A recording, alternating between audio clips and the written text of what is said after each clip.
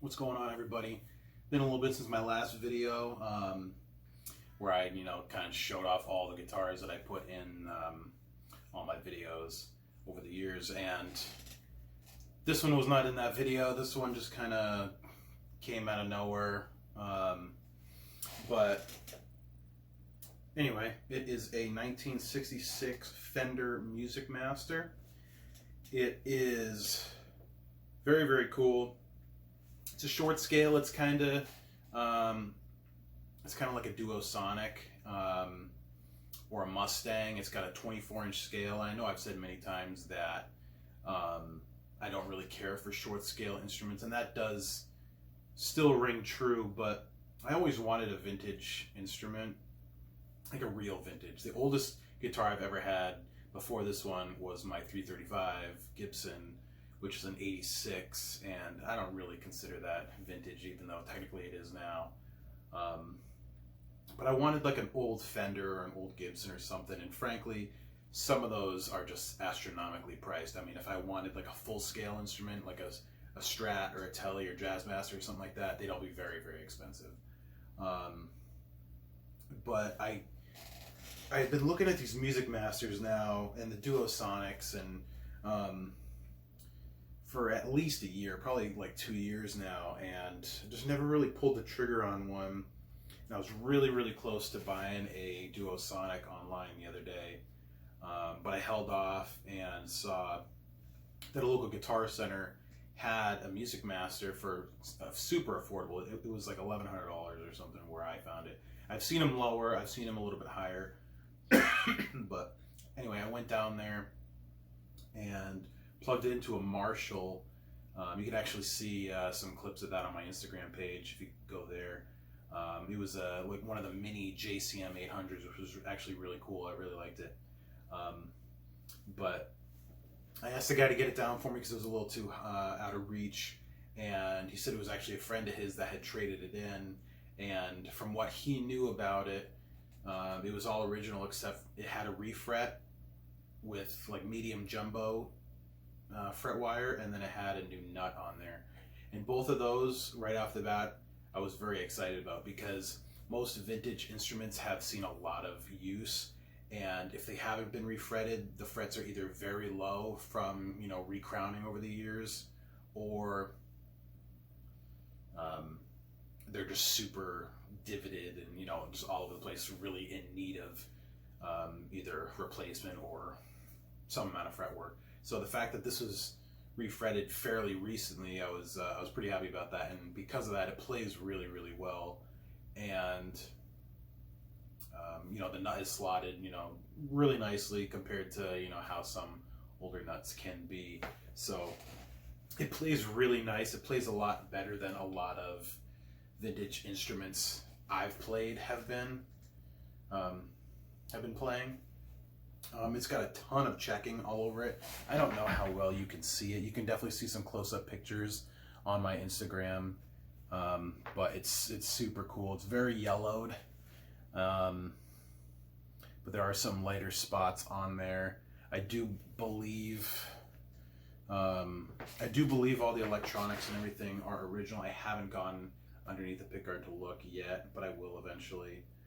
But yeah, it's just a really cool instrument. Like I said, I wasn't planning on getting one of these, but you know, the deal was right, and I knew that this was really the way to go, because if I ended up finding something on, you know, Reverb or eBay or whatever online, there was a chance that it would not play this good, and I don't know, I just kind of jumped at it. So overall, it's really cool. You know, I'm definitely not used to having only a neck pickup. I've never had a guitar that only had a neck pickup, but I just kind of thought it, you know, played into, you know, the single pickup guitar. Like, I'm always into that kind of idea, but just something a little different to try out. And I always really liked, you know, single coil neck pickup sounds. You know, if I was gonna make, you know, a perfect guitar for me, realistically, it would have, you know, either like a humbucker or something in the bridge,